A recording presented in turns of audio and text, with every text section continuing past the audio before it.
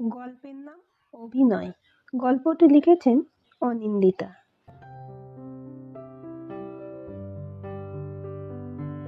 হাসপাতালের কালো চেয়ারের এক কোণে চুপচাপ বসেছিল মন্দ্রা।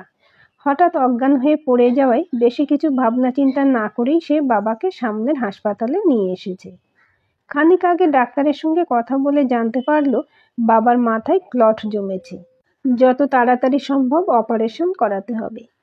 এদিকে দিন আনি দিন খাই পরিবার। তার টিউশনের 2000 টাকাও পরিবারের কাছে অনেক।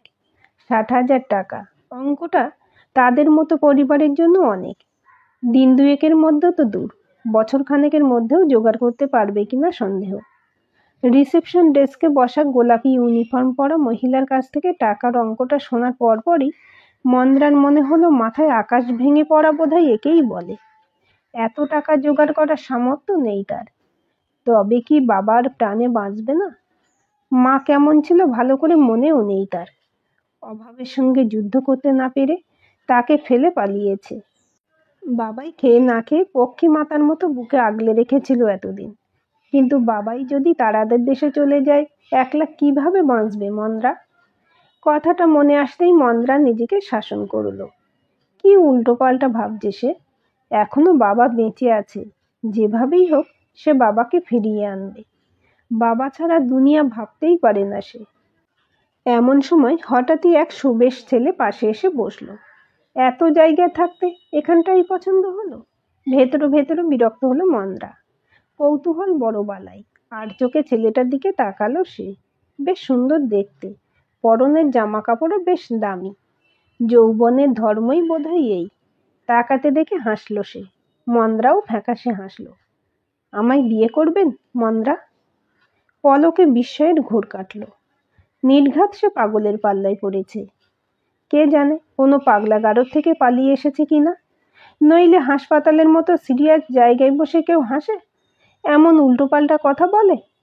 জীবন মরণের লড়াই চলছে যেখানে, পলে অনুপলে সেখানে দাঁড়িয়ে বিয়ের কথা বলে। কিন্তু এত ভালো দেখতে, এত দামি জামা কাপড়, হতেই পারে উচ্চবিত্ত পরিবারের কেউ কেউ নিশ্চয়ই পাগল হয়ে যায়। মন্দ্রা শুনেছে তাদের পাড়ায় ঘুরে বেড়ানোর লোকের উচ্ছিষ্ট খাওয়া তনু পাগলি আগে বড় লোকের একমাত্র মেয়ে ছিল। প্রেমিকের দাগা দেওয়া সহ্য করতে না পেরে পাগল হয়ে গেছে। তনু দিয়ে এমনিতে হাসি খুশি ছিল, সবার সঙ্গে কথা বলতো, মন্দ্রার সঙ্গেও। কিন্তু একদিন কি হয়েছিল কে জানে, হঠাৎই তনু পাগলি মন্দ্রার হাত কামড়ে দেয়। কোনো রকমে হাত ছাড়িয়ে পালিয়েছিল ছোট্ট মেয়েটা। সেই থেকে তন্দ্রার পাগলে ভারী ভয়। একে বাবার অপারেশনে টেনশন, তার উপর পাশে পাগল। চেয়ারের কোণে সিঁটিয়ে গেল মন্দ্রা। মন্দ্রাকে চুপ করে থাকতে দেখে আবার সে বলে উঠল, বিয়ে করবেন আমাকে প্লিজ? আমার নাম পঞ্চশীল।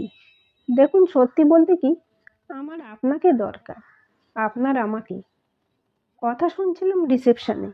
আমি চাই না পয়সার অভাবে আপনার বাবার চিকিৎসা মাঝপথে থেমে যাক। আঙ্কেলের ট্রিটমেন্টে যত টাকা লাগে আমি দেব, বিনিময়ে শুধু আমাকে বিয়ে করতে রাজি হন। আপনাকে দেখে তো পাগল বলে মনে হচ্ছে না, তাহলে কেন এমন করছেন? দেখুন, বাবা ছাড়া আমার আর কেউ নেই। এই মুহূর্তে মানসিকভাবে আমি পুরোপুরি বিধ্বস্ত। প্লিজ এসব উল্টোপাল্টা কথা বলে আমায় বিভ্রান্ত করবেন না, বলে উঠল মন্দ্রা।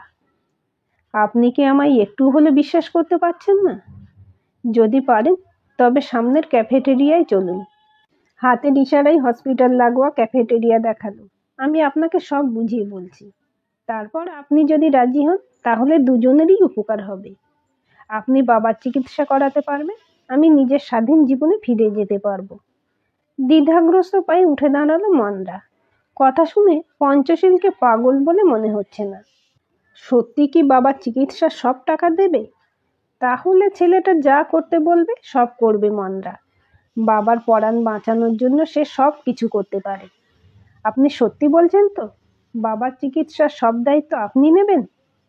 কথা দিয়েছি যখন, আপনার বাবার চিকিৎসা হবে, এই হাসপাতালেই হবে। মিথ্যে বলা আমার স্বভাব না, না আমার পরিবারের। কিন্তু কিছু ক্ষেত্রে পরিস্থিতি আমাদের এমনটা করতে বাধ্য করে। আমি সব বুঝিয়ে বলবো আপনাকে, চলুন আগে। ক্যাফেটেরিয়ার দিকে পা বাড়ালো পঞ্চশীল। মন্দ্রা তাকে অনুসরণ করলো। বলুন, কি বলবেন?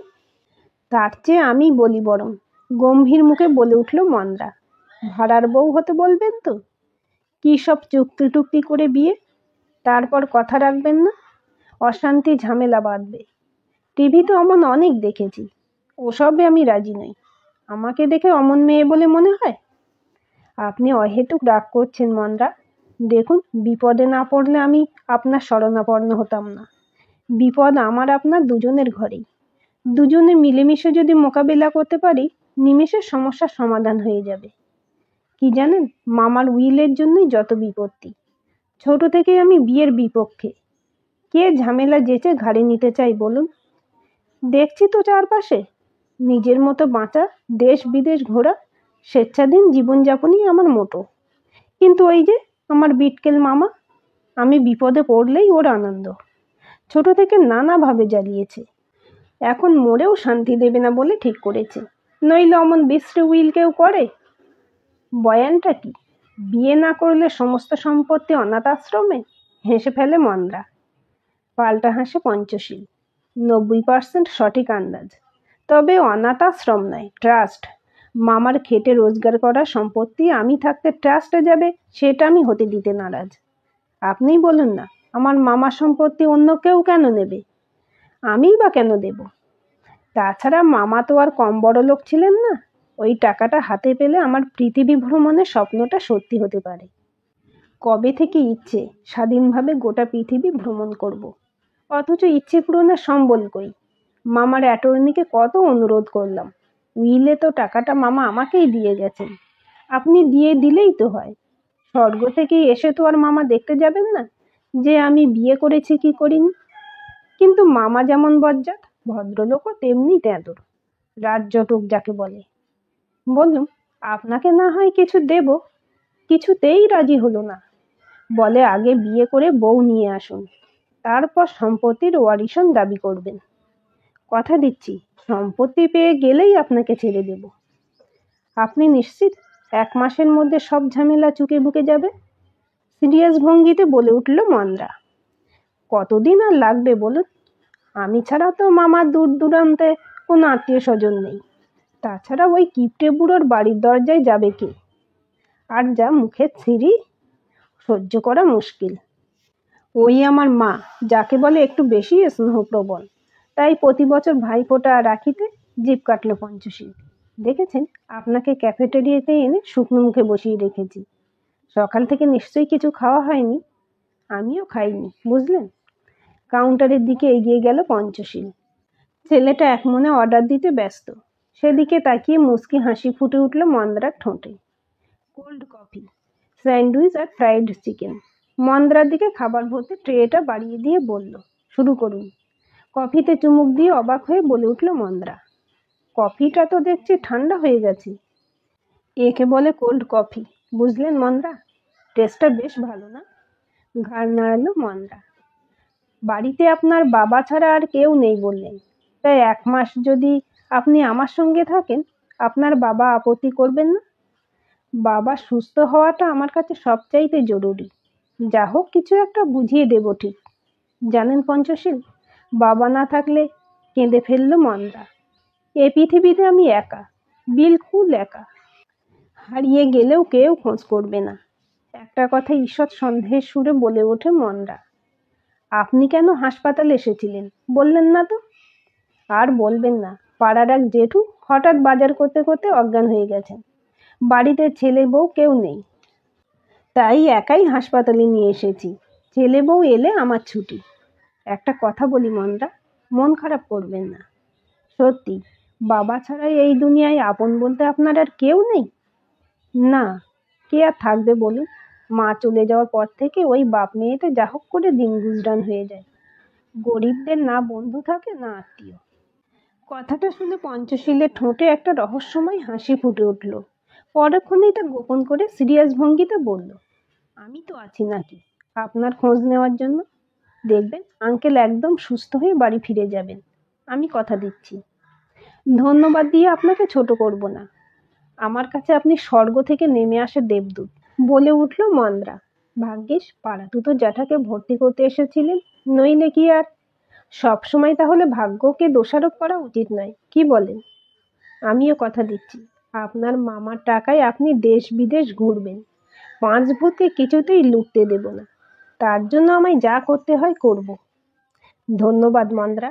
হয়তো এভাবেই আমাদের সমস্যার সমাধান লেখা ছিল। চলুন, অপারেশনের টাকাটা রিসেপশনে জমা করে দিই। সত্যিই যে পঞ্চশীল অতগুলো টাকা দেবে ভাবতে পারিনি মন্দ্রা। কৃতজ্ঞতার চোখে তাকিয়ে বলল, আমার বাবাকে বাঁচানোর জন্য আপনি যা করলেন জীবনেও ভুলব না। বলুন, বিয়েটা কবে করতে হবে? কাল করলে অসুবিধা আছে? এত তাড়াতাড়ি? তবে যে শুনেছি নোটিশ দিতে হয়, তাও 1 মাস আগে। একদিনের মধ্যে সব কিছু অ্যারেঞ্জ করা সম্ভব? সেটা না হয় আমার উপরেই ছেড়ে দিন। চেনা একজন ম্যারেজ রেজিস্ট্রার আছে, বেশি টাকা দিলেই কাজ হয়ে যাবে। 3 জন বন্ধুকে নিয়ে যাব সাক্ষী হিসেবে। মালা বদল মিষ্টুমুখ হয়ে গেলে বিয়ে, তারপর সম্পত্তির ওয়ারিশন পেয়ে গেলেই ডিভোর্সের আবেদন। তারপর আপনি আপনার রাস্তায়, আমি আমার। খুব একটা ঝক্কির কাজ বলে মনে হচ্ছে কি? ভালো কথা, আর একটা ছোট্ট উপকার করতে হবে আপনাকে। না বলবেন না প্লিজ। আমার সঙ্গে একবার অ্যাটর্নির চেম্বারে যেতে হবে, কাগজটা দেখাতে। আমার সঙ্গে আপনাকে না দেখলে হয়তো সম্পত্তিটা আমার নামে করতে বড্ড সন্দেহপ্রবণ মানুষ তো, বুঝতেই পারছেন। ঠিক আছে, যেমনটা বলবেন তেমনটাই হবে। কাল কটার সময় যেতে হবে? কোথায় আপনার রেজিস্ট্রি অফিস? এই হাসপাতালের সামনে চলে আসবেন, এখান থেকে আমি নিয়ে যাব ঠিক। বিয়ের নাম শুনলে সব মেয়েরাই বোধহয় খানিক এক্সাইটেড হয়ে পড়ে। হোক না সে বিয়ে মিথ্যে বিয়ে। দূর থেকে মন্দ্রাকে দেখে পঞ্চশীল সেটা মর্মে মর্মে উপলব্ধি করল। মন খারাপের মধ্যেও বেশ একটু সেজে এসেছে মেয়েটা। লাল শাড়ি, লাল ব্লাউজ, হাতে ম্যাচিং লাল চুড়ি, কানে সোনার জল করা ঝোলা দুল, কপালে টিপ, লাগছে বেশ। হয়তো ভেবেছিল জীবনে কোনোদিন বিয়ে হবে না, তাই এই মিথ্যে বিয়েকেই মনে মনে সত্যি ভেবে নিয়ে। সত্যি মেয়েদের মন বোঝা তাই। টাকাটা খানিক বাড়িয়ে দিলে কেমন হয়? এত সুন্দরী অথচ এত কম টাকা। বিড়বিড় করলো সে। কিছু বলবেন? লাজুক হাসলো মন্দ্রা। দেখলাম বিড়বিড় করছেন। আসলে অ্যাটর্নির কাছে যেতে হবে তো, নতুন কোণে লাগে যাতে সেই চেষ্টাই করেছি। আপনাকে সুন্দর লাগছে, বেশ বউ বউ। একটু নার্ভাস হাসলো পঞ্চশী। চলুন যাওয়া যাক। বিয়ে সেরে অ্যাটর্নির বাড়ির দিকে যুগলে রওনা হলো যখন, ততক্ষণে রাস্তায় রাস্তায় স্ট্রিট ল্যাম্প জ্বলে উঠেছে। সরু একটা গলির ভেতর দিয়ে যেতে যেতে থমকে দাঁড়ালো মন্দ্রা। এ আপনি আমাকে কোথায় আনলেন? এসব মেয়েরা তো। আর 5 মিনিট প্লিজ। কি করব বলুন? আগেই তো আপনাকে বলেছি মামা কিপ্টে ছিলেন, মারাত্মক কিপ্টে।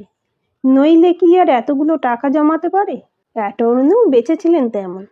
সে বেটা ভাড়া অনেক কম বলে এই পাড়ায় একতলায় চেম্বার করেছে। চলুন চলুন, দেরি হলে বাড়ি ফিরতে সমস্যা হয়ে যাবে। সাজানো গোছানো রুমে এসে বসলো মন্দ্রা। ঘরটা একতলায়। এক সুবেশা তরুণ এসে মন্দ্রাকে লম্বা কাঁচের গ্লাসে দইয়ের ঘোল দিয়ে গেল। আপনি খান, গরমে এতখানি পথ হেঁটে এলেন, আরাম পাবেন। একবার দেখি ভেতরে গিয়ে অ্যাটর্নি ভদ্রলোক গেলেন কোথায়। আমাদের তো বাড়িও ফিরতে হবে। ঠান্ডা ঘোলে কয়েক চুমুক দিতে চেয়ারে এলিয়ে পড়ল মন্দ্রা। ঠিক তখনই ঘরের ভেতরে ঢুকে এলো পঞ্চশীল, সঙ্গে একটা মোটা মহিলা। পানের ছোপ ধরা দাঁত বের করে হাসলো। পাল্টা হাসলো পঞ্চশীল।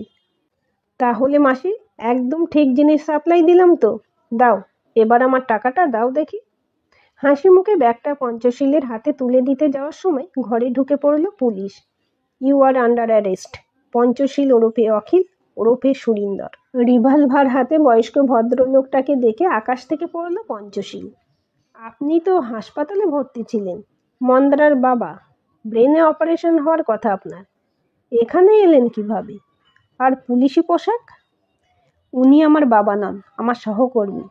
গম্ভীর মুখে চেয়ার ছেড়ে উঠে দাঁড়ালো মন্দ্রা। কিছুদিন আগে 3টে মিসিং রিপোর্ট এসেছিল পুলিশ স্টেশনে। পাড়া প্রতিবেশীরাই এসেছিলেন রিপোর্ট লেখাতে। হঠাৎ হঠাৎ গায়েব হয়ে যাচ্ছে তরুণী মেয়েরা। 3টি কেস স্টাডি করলাম। দেখলাম প্রতিটা ক্ষেত্রে গল্প মোটামুটি এক। হয় মা অসুস্থ, নয় বাবা গরিব, টাকা পয়সা নেই একদম। বুঝলাম টোপ ফেলে শিকার ধরার কাজ চলছে। তখনই ভাবলাম তোকে হাতে নাতে ধরার জন্য আমাকেই আসনে নামতে হবে। টোপ ফেললাম। কি বুঝলি? পঞ্চশীলের গালে সজোরে দুটো থাপ্পড় লাগালো মন্দ্রা। গাল চেপে চিৎকার করে উঠল পঞ্চশীল। এই কারবার কতদিন ধরে চালাচ্ছিস? ঠিক কতগুলো মেয়েকে এখানে পাচার করেছিস? আমি কিছু জানি না, সত্যি বলছি। এই ব্যাগও আমার নয়। হাতে ধরা ব্যাগটা দূরে ছুঁড়ে দিল পঞ্চশীল ওরফে সুরিন্দর। প্লিজ আমাকে ছেড়ে দিন। জানিস না লক্ষ্মী চঞ্চলা, তুই কিনা তাকে ছুঁড়ে ফেলে দিস? এত সাহস তোর? লালবাজারে নিয়ে গিয়ে এমন মেরামত করবো না, ভুলে যাবি সামনে পিছনে কি ছিল। কি আছে, চালাকিটা ভালোই খেলেছিলি। অসহায় কোনো রোগী হাসপাতালে এলে সাহায্যের ছুতোয় তার সম্পর্কে বিস্তারিত জেনে নিতিস। অসহায় মেয়েগুলো তোকে বিশ্বাসও করত। সংসারে কেউ নেই, একাকী। অসহায় সাহায্যের প্রত্যাশী মেয়েগুলোর জন্য তোর দরদ উথলে উঠত। মৃত মামার উইলের গল্প ফেঁদে সাহায্যের প্রতিশ্রুতি দিতিস। তারপর বুঝিয়ে বাজিয়ে এখানে এনে ফেলতে পারলেই মোটা টাকা, কিছু দিয়ে অনেক লাভ। হাসপাতাল কর্তৃপক্ষ জানে তুই ভালো লোক, গরিব মানুষগুলোকে সাহায্য করে থাকিস। আমি আগেই হাসপাতাল কর্তৃপক্ষকে সতর্ক করে দিয়েছিলাম। আমার প্ল্যান মাফিক টোপ বেছানো হয়। সিনিয়র ইন্সপেক্টর জাভেদ আমার বাবা সাজেন। জানতাম মাছ টোপ গিলবেই, না গিলে যাবে কোথায়। হাত কড়া পরিয়ে প্রিজন ভ্যানে তোলা হচ্ছে পঞ্চশীল ওরফে সুরিন্দরকে।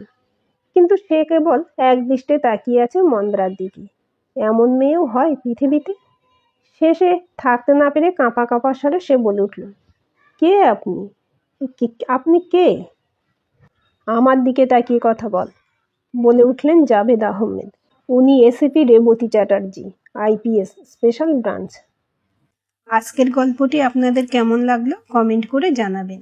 ভালো লাগলে লাইক, শেয়ার, সাবস্ক্রাইব করবেন এবং নতুন ভিডিও আপডেট পেতে বেল আইকনটি ক্লিক করে রাখুন।